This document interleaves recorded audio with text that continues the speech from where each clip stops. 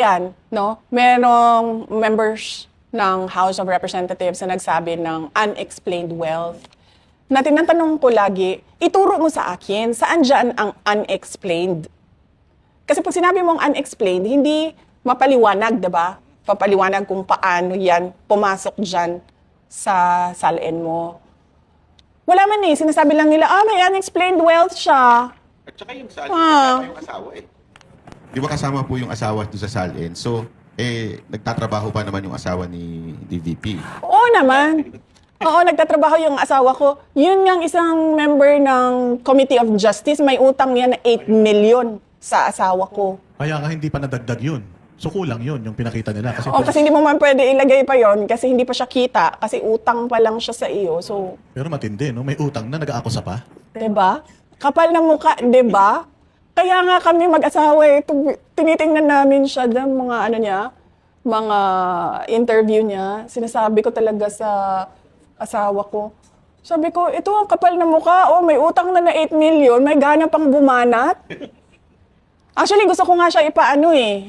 Ano ba ang tawag diyan?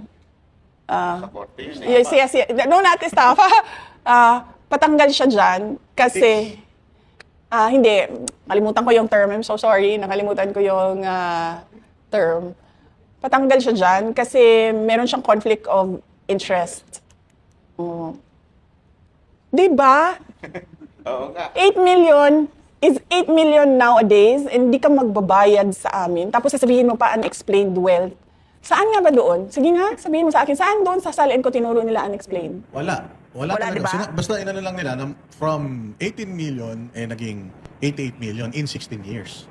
16 years 16 yun ha? years yun. Oo. So anong iniisip nila? Nakatunga nga ako in 16 years na parang sorry sa term ha, nagbilangkad lang ko, naglingkod, na may pay o ging-ana, hindi ako kumikita, hindi naghanap buhay, hindi nagtrabaho.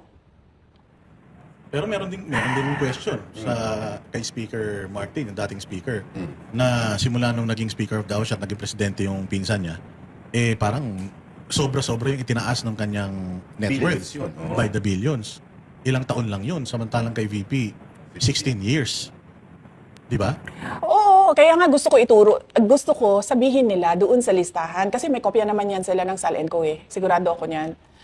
So gusto ko ituro nila doon sa listahan, saan doon exactly ang unexplained.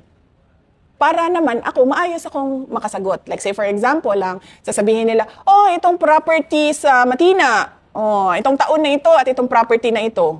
Para akong masabi, saan galing yung pera na pinambili dyan. At para akong mapakita sa iyo yung mga dokumento. Hindi yung pwedeng tira bahala na unexplained wealth. Unexplained wealth. Hindi pwedeng ganun. Kung ganun ang sasabihin mo, paninira lang yan.